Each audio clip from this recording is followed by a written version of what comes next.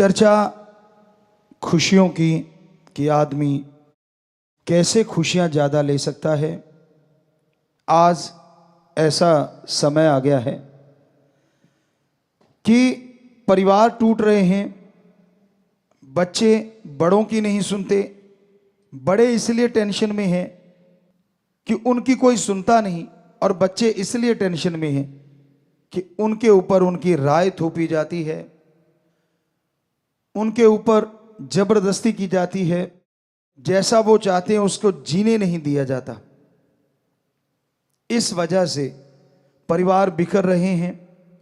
हमारी संस्कृति जो अपने आप में नंबर 1 थी, वो आज टूटने की कगार पे है। दोगले मापदंड हो गए हैं। पुरुष जो है वो चाहता है मैं आजाद घूमूं, मैं फॉरेन कल्चर को अडेप्ट कर लूं, मेरे लिए कोई बंदिश ना हो, मैं कहीं भी घूमूं, कहीं भी चरूं, मुझे ना रोका जाए। पर खुद की मां, खुद की बहन, खुद की बेटी, खुद की घरवाली वो इंडियन कल्चर को अपनाए, वो ना कहीं खुले चले। कैसा कल्चर हो गया हमारा। आप जब गलत कर्म करते हैं, दूसरे सादे शब्दों में किसी की बहन बेटी को लेके घूमते हैं, तब तो आपको खुशी आती है। पर जब आपकी बहन बेटी के साथ कोई होता है तब आपके आग लगती है। तो जब आप किसी को लेके घूम रहे होते हैं, क्या आपको तब नहीं होता कि ये भी किसी की बहन है, किसी की बेटी है? सो कहने का मतलब, एक जैसा संस्कृति ने, भारतीय संस्कृति ने पवित्र वेदों में एक जैसा माहौल बनाया था कि अगर पति पत्नी के लिए देवता है तो पति के लिए पत्नी भी देवी है, पैर की जुत्ती नहीं है। जो लोग ऐसा समझते हैं, चाहे वो पति हो या पत्नी, क्योंकि आज ऐसा दौर चल रहा है, कमाने वाला, या यूं कह लीजिए विचारों की वजह से कई बार पति हावी रहता है कहीं पे तो कहीं पत्नी। ऐसा नहीं होना चाहिए, बराबर का दर्जा होना चाहिए। एक दूसरे का सम्मान करो, राय लो तो दोनों जने, हो सके बुजुर्गों को भी शामिल करो। किसी बिजनेस की राय, परिवार की कोई व्यक्तिगत काम धंधे की राय।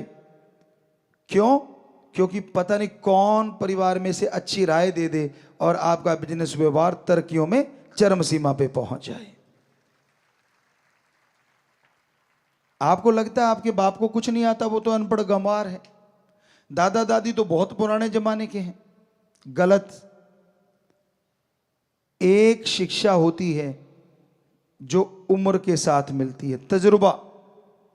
कितने पढ़ लिख लो, कितनी डिग्रियां ले लो, जिंदगी का तजुर्बा जो सिखाता है वो किताबें नहीं सिखा सकती। इसलिए उनकी बात सुना करो। क्या पता आपको आपके घर में ही कोच मिल जाए जो आपको कोचिंग दें और आपका बेड़ा पार। और बुजुर्गों को चाहिए बच्चों की बात भी सुननी चाहिए। आपको एक छोटा सा उदाहरण देते हैं। बेपरवाह जी परमपिता शास्त्राम जी दाता रहबर, जो अब इस बॉडी में हैं, वो उस बॉडी में भी घूम रहे थे। बेरियों की तरफ हम जा रहे थे और रास्ते में एक छोटा सा बच्चा मिला।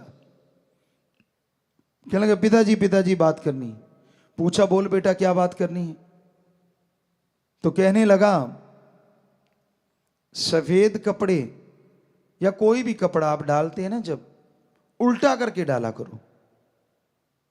तो हमने पूछा क्यों भाई, किस लिए बेटा? कहने लगा जी एक तो दाग धब्बा, अगर हल्का फुल्का मिट्टी आएगी तो अंदर आएगी और झड़का के पहनेंगे उड़ जाएगी, हल्का फुल्का धब्बा लगा भी तो अंदर की साइड लग गया।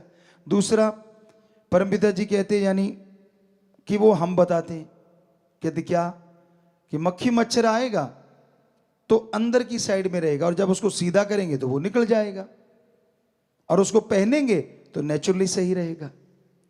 तो बेपरवाह जी हंस के कहने लगे भाई छोटा बच्चा भी राय देना तो उसकी राय ले लेनी चाहिए अगर वो अच्छी हो। तो जो आपके नन्हे नन्हे फूल हैं, छोटे छोटे जो खुशबू बिखेर रहे हैं, कलियां हैं, ये छोटे छोटे बच्चे भी दिमाग रखते हैं, इनके भी दिमाग है, यहां भूसा नहीं भरा हुआ। अगर इनकी बात भी आप सुन लो तो क्या पता ये आपसे बढ़िया कोई सजेशन दे दें जिससे पूरे घर का फायदा हो जाए। क्या पता ये कोई ऐसे बढ़िया आइडियाज दे दें जिससे घर परिवार में प्यार बढ़ जाए। कम मत आंको किसी को भी। बहस का मतलब झगड़ा नहीं होता, क्योंकि हमने बहुत देखा है लोग जब बहस करने बैठते हैं, बहस का मतलब दूसरे शब्दों में अगर सही बोले तो चर्चा होना चाहिए। चर्चा करना, किसी टॉपिक पे चर्चा करो, तो वो चर्चा करना ज्यादा सटीक शब्द है। बहस तो झगड़ने को भी आजकल नमूना बन गया है, झगड़े को ही बहस कह देते कि शुरुआत बहस और फिर झगड़ा। चर्चा करो स्वस्थ तरीके से कि भाई तू अपने विचार बता, उसको काटो ना, उसकी पूरी बात सुनो, दूसरे को बोल तू बता, तीसरे को बोल तू बता। अब सबकी सुने जो घर का मुखिया है, और फिर कहे कि बेटा हो सके तो लिखो पॉइंट, जो मेन पॉइंट होते हैं उनको लिख लो जो परिवार वाले चर्चा कर रहे हैं। तो जिसका सबसे बेस्ट है उसका क्यों बेस्ट है और दूसरों का क्यों कम है ये बताओ, और फिर कहो कि मुझे ये लगा कि ये सबसे बेस्ट तरीका है। फिर चर्चा करो क्या बेस्ट है, इसमें क्या माइनस है, क्या प्लस है। तो यकीन मानो लास्ट में उस चर्चा का जो रिजल्ट है 100% पॉजिटिव निकलेगा और आपके घर में खुशियां आएंगी। पर आप बात करने से पहले ही काट देते हो, तुझे बड़ा आता है, तू बड़ा कल का छोकरा और मुझे समझाएगा, तू होता कौन है। आपकी ईगो हार्ट हो गई क्योंकि बच्चे ने आपसे बढ़िया तरीका बता दिया। ये गलत है, बल्कि खून तो आपका है, बल्कि मान करो, सत्कार करो, खुश हो जाओ कि देखो मेरे खून में कितना ज्यादा अकल है, कितनी ज्यादा दिमाग है। पॉजिटिव लो उस चीज को, नेगेटिव ना लो। और बच्चों को भी जैसे हमने बताया अपने मां बाप का सत्कार करना चाहिए, इज्जत करनी चाहिए। ये आप मान लीजिए 20 से 30 साल की उम्र की चर्चा कर रहे हैं हम अभी जो कर रहे हैं, वैसे तो बचपन से आजकल माने तो बचपन से 30 साल तक बुजुर्ग कोई बात नहीं समझ पा रहे, आपके मां बाप, दादा दादी, नाना नानी, मतलब बुजुर्ग आपसे बड़े, तो आप बजाय उनको नीचा दिखाने के बच्चों प्यार से, सत्कार से, इज्जत से बात करो। पहले उनकी पूरी सुन लो, फिर उनका सत्कार करो कि भाई पापा जी आपने बहुत बढ़िया बात बताई, पर अगर आप आज्ञा दें तो क्या मैं भी कुछ बता सकता हूं, मेरे भी माइंड में कुछ आइडिया आ रहा है।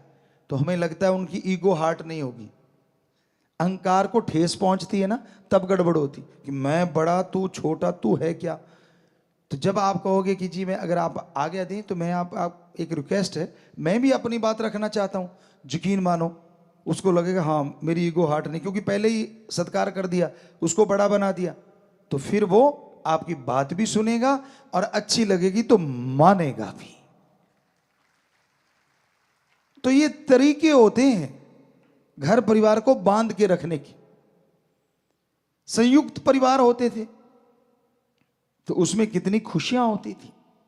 तो कहने का मतलब संयुक्त परिवार जो होता है ना, बड़े फायदे होते हैं। मान लो 2 भाई हैं, इकट्ठे रह रहे हैं, आगे 2 बच्चे हैं, तो उनमें से एक भाई नौकरी करता है, दूसरा भाई अगर मान लो खेती बाड़ी या कोई थोड़ा बिजनेस करता है, तो कहते हैं ना 1 और 1 11 हो जाते हैं और एक ही रह जाता है। और दूसरी बात, खास करके सत्संगियों को, हम अपने उन बच्चों को जो राम नाम से जुड़े हैं जरूर हाथ जोड़ के कहना चाहेंगे कि अगर आप 2-3 भाई हो, इकट्ठे रह रहे हो, तो 2 लोग अगर घर का काम कर रहे हैं और एक सेवा के लिए फ्री हो सकता है, तन मन धन से परहित परमार्थ कर सकता है। बदल बदल के करते रहे ना, एक बार एक आ गया, दूसरी बार दूसरा आ गया, तीसरी बार तीसरा आ गया। और आज के युग में, आज के समय में परहित परमार्थ अपने को छोड़ के सारी सृष्टि का भला करना, अपना तो करना ही होता है, वो तो एक आत्मिक मालिक ने शक्ति दी है कि आप आत्मिक रक्षा करें, आत्मरक्षा वो तो करना ही है। लेकिन फिर अपने को छोड़ के परहित परमार्थ करने वाला कोई कोई है। अगर सारी जनसंख्या देखें तो वीडियो बनाने वाले मिल जाएंगे, एक्सीडेंट हुआ पड़ा है, खून निकल रहा है, कोई किसी को मार रहा। अभी पीछे एक हमने देखा, शरेआम दिल्ली में एक राक्षस प्रवृत्ति का बच्चा एक बिटिया पे चाकू बरसा रहा था। वो बड़ा हाईलाइट हुआ था, हमने टीवी पे देखा। तो वहां लोग आ रहे हैं, जा रहे हैं, किसी ने कोई वीडियो बना रहा है। अरे लानत ऐसे लोगों पे और लानत उनके शिक्षा पे। क्यों नहीं दो चार ने मिलके उसको पकड़ लिया, उसके पीछे से जाते और बाजू काबू कर लेते, बात खत्म। लेकिन नहीं, मरने दिया। यहां तक नहीं, उसने पत्थर उठा के वो जो किया, ये रोंगटे खड़े करने वाली घटना थी। लेकिन वहां लोग ऐसे जा रहे थे जैसे कोई बात ही ना हुई हो। कहां गई हमारी संस्कृति, कहां गई हमारी इंसानियत, जिसके बल पे हमारी संस्कृति पूरे वर्ल्ड में नंबर 1 है। हमें खुशी हमारे 6.5 करोड़ बच्चों पे, खास करके उन बच्चों पे जो ऐसे समय में इंसानियत को नहीं भूलते और लोगों की मदद करते हैं। चाहे बाढ़ का पानी हो, चाहे भूकंप आया हो, प्राकृतिक आपदा या ऐसी कोई चीज दिख जाए, वो नहीं पीछे हटते। एक्सीडेंट हुआ पड़ा है, उसको उठा के हॉस्पिटल पहुंचाएंगे। जब हमने शुरू किया था, शुरू में कुछ बच्चों को परेशानी भी आई, क्यों वो लेके जाते थे, लोग उन्हीं को बिठा लेते थे कि तू, तेरी गाड़ी से तो नहीं हुआ एक्सीडेंट, औरों की छोड़ो, हम अपनी बात सुनाते हैं आपको। राजस्थान में श्री गंगानगर साइड से हम होते हुए गुरुसर मोड़िया जा रहे थे।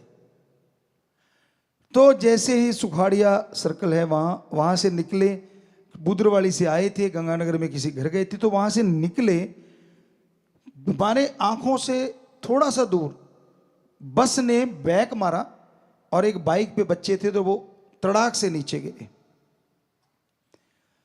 तो गिरते ही हमारी गाड़ियां नजदीक पहुंची, तो हमने सेवादारों को बोला कि भाई पीछे से इनको उठा के हॉस्पिटल पहुंचा दो और इनका इलाज करवाओ। अब हम तो ये कह के चले गए, गुरुसर मोड़िया पहुंच गए। अगले दिन पुलिस आती है, पता नहीं उसी दिन शाम को, सारी गाड़ियां चेक कर ली, एक एक गाड़ी चेक करके फिर कहते गुरुजी वाली भी चेक करनी। हमने कहा करवाओ। वो गाड़ियां भी चेक कर ली, कहते हाँ आपने तो एक्सीडेंट नहीं किया। हमने कहा हमें जरूर मिला ना, हमें मिले वो सज्जन। हमने कहा भाई तू उनको क्यों नहीं पकड़ता जिन्होंने किया है? और बस के अंदर जो लोग थे उन्होंने भी गवाही दी कि बस वाले ने ठोका है। बहुत बेचारा साइड में चल रहा था बाइक वाला, और उसने एकदम से गाड़ी कट मारा और वो उड़ा दिए। तो अंदर से गवाही भी किसी ने दी, तो सिर नीचा कर लिया उन्होंने। हमने कहा बोलो किस पे डालना चाहते हो, कौन सी गाड़ी पे, हम ही लिखवा देते हैं, बोलो कौन सी गाड़ी पे डालना चाहते हो केस। कहते गुरुजी क्षमा करना, शर्म करो। हमने कहा शर्म, चंद नोटों के लिए क्या कर रहे हो? क्या ड्राइवर आपका दोस्त है, मित्र है? तो उनको कोई जवाब नहीं था। तो उस समय परेशानियां आती थी। राम जी ने कृपा करी, हमारे देश के जो राजा होते हैं उन्होंने सुना और फिर कानून बन गया, शायद हमें पक्का नहीं मालूम, कि जो बचाएगा उस पर ऐसी कोई कार्रवाई नहीं होगी, शायद में भी। तो अब साध संगत जबरदस्त तरीके से लोगों की जान बचा लेती है जो एक्सीडेंट में पड़े होते हैं या डूब रहे होते हैं, तो बड़ा अच्छा लगता है। तो ये इंसानियत की सेवा के लिए अगर आपके परिवार का एक मेंबर आ गया, वो सेवा कर रहा है, और यकीन मानो घर का 1 या 2 लोग जो बिजनेस कर रहे हैं, वो जो सेवा कर रहा है ना, आपके बिजनेस में भी हो सकता है दुगना चौगुना मुनाफा हो जाए और शरीर की तंदुरुस्ती ताजगी भी जरूर आएगी। इसलिए संयुक्त परिवार अच्छे होते हैं, जो पुरातन समय से चले आ रहे थे। तो कहने का मतलब कितना अंतर आ गया। क्या थी हमारी संस्कृति। हमारे गांव में हमने देखा, हमें बचपन से लेके आज तक राजनीति में ना कोई इंटरेस्ट था ना है, तो पर फिर भी आपको एक बात बताना चाहते हैं। छोटा सा गांव, 774 या 80 90 ऐसे कुछ वोट थे। गांव के 2 लोग जाते थे, चुने हुए थे, वो जाते और किसी को कह के आते कि वोट आपको डालेंगे। पूरा गांव, हमारे जी स्कूल बना देना। स्कूल वहां से 5-6 किलोमीटर दूर था, छोटा सा गांव था। तो वो आके गांव वालों को इकट्ठा करते, कोई बच्चे नहीं जाते थे, सिर्फ घर का मुखिया, सारे इकट्ठे हो जाते। वो कहते थे भाई अब फलां बंदे ने वायदा किया है, अपने स्कूल बन जाएगा तो वोट उधर डालनी। कहते जी ठीक है, ये नहीं पूछते क्या क्यों किंतु परंतु, सारे घरों में आते और अपने परिवार को आके कहते भाई वोट फलां जगह लगाना है। और ऐसा ही हुआ, स्कूल बन गया, क्योंकि वही जीता जिसको वोट डाली। अगली बार फिर वायदा कराए कि भाई हमारे स्कूल को अपग्रेड कर देना और हो सके तो बिजली और रोड नहीं है हमारे। फिर वही जीता, क्योंकि तब वो पेटियां पुटियां खुला करती थी। हमें मालूम नहीं तब क्या चक्कर था, कोई इंटरेस्ट नहीं था हमारा, सच कह रहे हैं आपको, झूठ नहीं बोल रहे। तो कहते थे तब कोई पेटियां पुटियां खुलती थी वोट गिनते टाइम, तो वोट गिनते रहे गिनते रहे गिनते रहे। और जब पेटी खुली, वो हार रहा था जो एमएलए था, वो जब गुरुसर मोडिया की पेटी थी वो खुली, पेटी खुलते ही वो जो बंदा 400 से हार रहा था वो 300 कुछ वोटों से जीत गया। यहां तक हमें बताया, हमें नहीं मालूम कितनों से जीता था वो।